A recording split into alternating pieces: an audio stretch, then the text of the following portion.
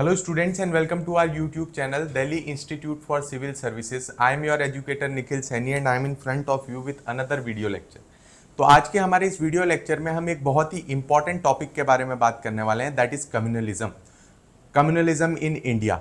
सो ये आपका एक स्पेसिफिक टॉपिक है Indian society and social issues के अंदर, जिसको आज हम कवर करने की कोशिश करेंगे। तो सबसे पहले हम ये जानते हैं कि आखिरकार हम कम्युनलिज्म कहेंगे किसे, ये टर्म है क्या। तो इसकी एक वर्किंग डेफिनेशन देख लेते हैं। So communalism is an ideology that suppresses distinction within the community. अगर एक कम्युनिटी के अंदर कोई भी अलग अलग तरीके के डिस्टिंक्शंस देखने के लिए मिलते हैं तो ये उसे सप्रेस कर देते हैं। तो इसका हम ये मतलब समझ सकते हैं कि एक कम्युनिटी जो है वो अपने आप में होमोजीनियस है, उसके अंदर कोई भी डिफरेंसेस नहीं है, डिफरेंसेस ऑफ ओपिनियन नहीं है, अगर है तो भी उसे कोई खास तवज्जो नहीं दी जाती। And emphasis the essential unity of the community against the other community. अब ये क्यों कंट्रोवर्शियल हो जाता है? ये कंट्रोवर्शियल हो जाता है बिकॉज ऑफ दिस स्टेटमेंट कि वो जो कम्युनिटी है वो एक साथ यूनाइटेड रहेगी और वो जो दूसरी कम्युनिटीज होंगी उनके खिलाफ अपने आप को प्रोजेक्ट करेंगी। तो यहाँ पे कहीं ना कहीं आप थोड़ा सा कॉन्फ्लिक्ट वाला एंगल देख पा रहे होंगे और ये जो कॉन्फ्लिक्ट वाला एंगल है यही इसे प्रॉब्लमेटिक बनाता है। ठीक है, तो अब इसी चीज को समझते हुए हम एक एक करके जानते हैं कि किन स्टेजेस के अंदर ये अनफोल्ड होता है। यूजुअली इसे हम कहते हैं स्टेज 1, स्टेज 2 एंड स्टेज 3। कई कई जगह आपको इसका नाम लिखा हुआ मिलेगा, mild stage, moderate stage and extreme stage. तो देखते हैं क्या क्या होता है इन तीनों स्टेजेस के अंदर। जब हम पहली स्टेज देखते हैं तो पहली स्टेज के अंदर सबसे पहले ये चीज आती है कि कम्युनिटीज आर डिफरेंट।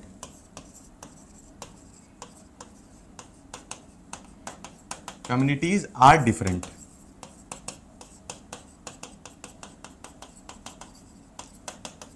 दो कम्युनिटी है ए एंड बी, दोनों जो हैं अलग अलग है।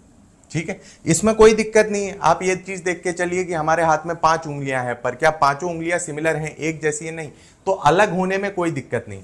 तो पहली स्टेज में हम माइल्ड कम्युनलिज्म देखते हैं, जब ये माना जाता है कि हमारी कम्युनिटी जो है एकदम से कॉम्प्रहेंसिव है, होमोजीनियस है और जो दूसरी कम्युनिटी है उससे अलग है। अब बात आती है स्टेज 2 की। स्टेज 2 की जब हम बात करते हैं तो यहां पे ये होता है interest are different. Interest are different.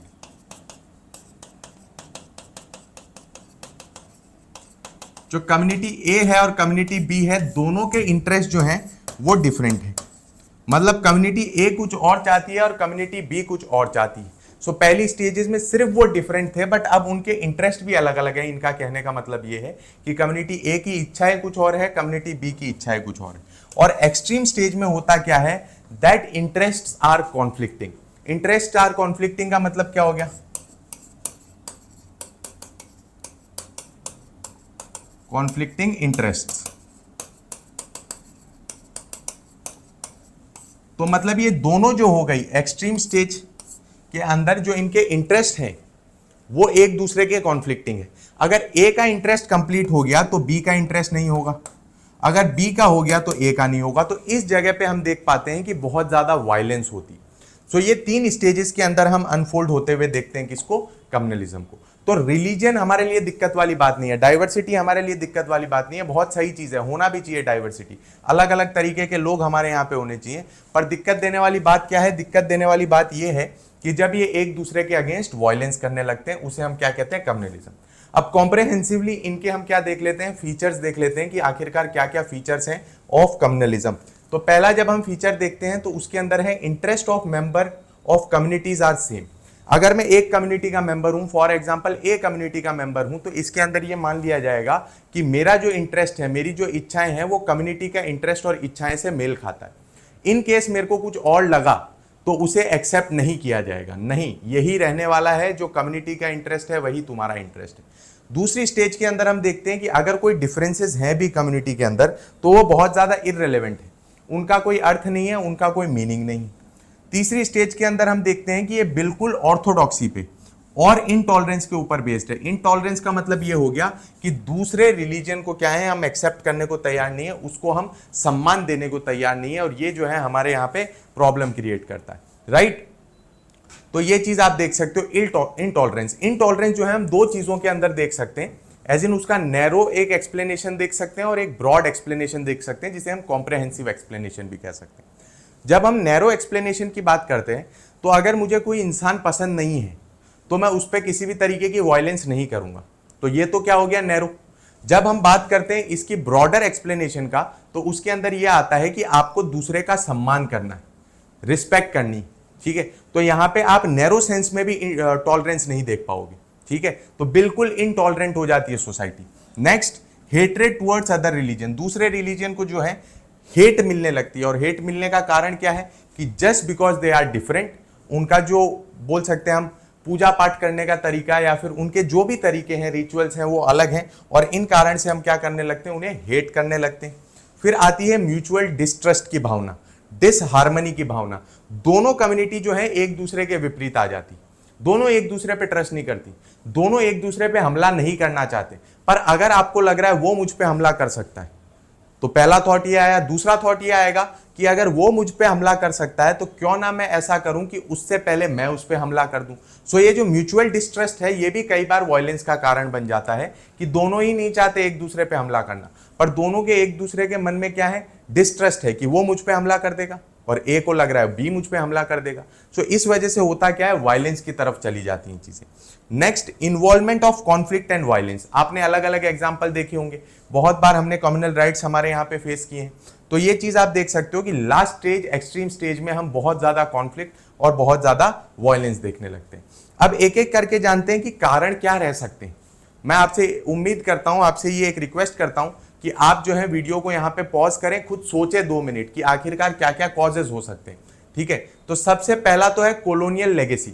जब हम कॉलोनियल लेगेसी की बात करते हैं तो ये सारी चीजें जो है, अगर मैं एक मोटा मोटी रूपरेखा के अंदर इसको रखूं, तो 1857 के अंदर हुआ क्या, हमारे यहाँ पे क्रांति हुई, और क्रांति का जिम्मेदार जो है अंग्रेजों ने किसको ठहराया, मुसलमानों को ठहराया। क्यों? क्योंकि बहादुर शाह जफर को वापस हम लोग बैठाना चाहते थे गद्दी पे, बट ऐसा एक्चुअली नहीं था, ठीक है। इसके अंदर सब मिले जुले थे, सब लोगों ने एक साथ क्रांति की। तो 1857 से लेके 1885 तक मुसलमानों को हिंदुओं के अगेंस्ट पिच किया गया, ठीक है। आप ये चीज देख के चलिए कि जो है हिंदू जो है उनको ज्यादा अपॉर्चुनिटी दी गई 1885 तक। बट जैसे ही 1885 में इंडियन नेशनल कांग्रेस बनी, जिसको अंग्रेजों ने किस तरीके से देखा, हिंदू सिडिशियस बॉडी, ठीक है, हिंदुओं की देशद्रोही एक जो है संस्था, इस तरीके से उन्होंने देखा। तो 1885 से ये मुसलमानों को बोलने लग गए कि आप ये चीज देखिए, आपके पास तो एजुकेशन नहीं है, आपके पास तो इकोनॉमिक बेनिफिट नहीं है। तो इस वजह से हम देख सकते हैं कि ये पूरी लिगेसी जो है चल रही थी। और इवेंचुअली 1906 के अंदर हमने क्या देखा कि मुस्लिम लीग फॉर्म हुई। मुस्लिम लीग के बाद हिंदू ऐसे ऑर्गेनाइजेशन बने, एंड 1909 के अंदर जैसे ही मुस्लिम्स को सेपरेट इलेक्टोरेट दिया गया, इसे इंस्टीट्यूशनलाइज कर दिया गया, कम्युनलिज्म को इंस्टीट्यूशनलाइज कर दिया गया। क्योंकि आप खुद ये चीज सोचिए कि अगर मुसलमान सिर्फ मुसलमान से वोट मांगेगा तो क्या वो दूसरी कम्युनिटी में जाके बैठेगा? जी नहीं, बिल्कुल भी नहीं। अगर आपको पूरा हिस्टोरिकल डेवलपमेंट समझने की इच्छा है तो प्लीज कमेंट सेक्शन में मेंशन करिए कि सर कम्युनलिज्म का हिस्टोरिकल जो है इवोल्यूशन वो हमें एक्सप्लेन कीजिए, तो उसके ऊपर भी मैं आपके लिए एक वीडियो बनाऊंगा। नेक्स्ट इसका रीजन है इकोनॉमिक बैकवर्डनेस। जो पिछड़ा हुआ है उसको ये चीज लगेगी कि मैं क्यों पिछड़ा हुआ हूं और बाकी क्यों आगे। वो उसके ऊपर बाकी कारणों से नहीं सोचेगा, बट जो बाकी जो वेस्टेड इंटरेस्ट वाले लीडर्स हैं वो एक दूसरे के खिलाफ पिच करेंगे। थर्ड, गेटोइजेशन, मतलब कि गेटोस के अंदर है, वो एक सेपरेट इलाके के अंदर है। अब आप जिस भी इलाके में रहते हो हिंदुस्तान में, पर आपको ये आइडिया होगा कि मुस्लिम्स की ये कम्युनिटी है जो यहाँ पे रहती है, उनका एक पर्टिकुलर एरिया है, ठीक है, हिंदूज का एक पर्टिकुलर एरिया है। जब दोनों सेपरेट हो जाते हैं तो उस वजह से होता क्या है कि कल्चरल एक्सचेंज रुक जाता है, और कल्चरल एक्सचेंज अगर रुक गया तो वहां पे आएंगे प्रीजुडाइसिस, मतलब कि वो तो ऐसे ही होते हैं, हम जनरलाइज करने लगते हैं चीजों को। तो सेपरेट रहेंगे तो कल्चरल एक्सचेंज नहीं होगा। Next is social factors. जब हम सोशल फैक्टर्स की बात करते हैं तो रहन सहन बहुत अलग अलग तरीका का। जैसे अगर एक एग्जाम्पल लें, बहुत ज्यादा कॉन्ट्रोवर्शियल एग्जाम्पल है बीफ। क्या बीफ खाना चाहिए कि नहीं खाना चाहिए? हिंदुओं के अंदर बीफ नहीं खाया जा सकता, ठीक है, गायों की पूजा की जाती है। बट अगर दूसरे रिलीजन की बात करें तो कुछ रिलीजन में ऐसा है कि बीफ जो है वो खाया जा सकता है। तो ये यहाँ पे ये जो सोशल फैक्टर हैं, ये जो डिवीजन बनता है, ये भी कम्युनलिज्म का कारण बन जाता है। प्रीजुडाइसिस, कि वो तो होते ही ऐसे हैं, हम हमारे मन में एक पूर्वाधार बना लेते हैं, एक इमेज बना लेते हैं कि नहीं वो तो ऐसे ही होंगे, सब लोग ऐसे ही होंगे। तो ये जो प्रीजुडाइस है ये हमें उस कल्चरल बैरियर को लांघने में जो है रोकता है। ये एक तरीके से आप देख सकते हैं कि हमारे ऊपर रोक लगा देता है कि हम दूसरी कम्युनिटी के साथ कल्चरल एक्सचेंज नहीं रख पाते। Next, role of media. हम ये नहीं कह रहे कि सारी मीडिया जो है गलत इंफॉर्मेशन फैलाती है, बट मीडिया का एक सेक्शन है जो सिर्फ टीआरपी के लिए, सिर्फ व्यूज के लिए कुछ भी बोलने को तैयार। आपने देखा होगा जैसे चंद्रयान वाला फिलहाल हुआ, तो ये लोग जाके इन्होंने स्टूडियो इस तरीके से सेटअप कर दिया एज इफ वो डायरेक्टली मून पे जाके बैठे, मून से रिपोर्टिंग कर रहे हैं। अभी पिछले दिनों एक मीडिया रिपोर्टर जो है वो आया और उसके अंदर वो क्या कर रहे थे कि कहीं बारिश तूफान हो रहा था, तो वो एक्टिंग कर रहे थे कि मेरी छतरी उड़ रही है, मेरा ये हो रहा है, वो हो रहा है। आप मजाक बना रहे हो दूसरे लोगों का।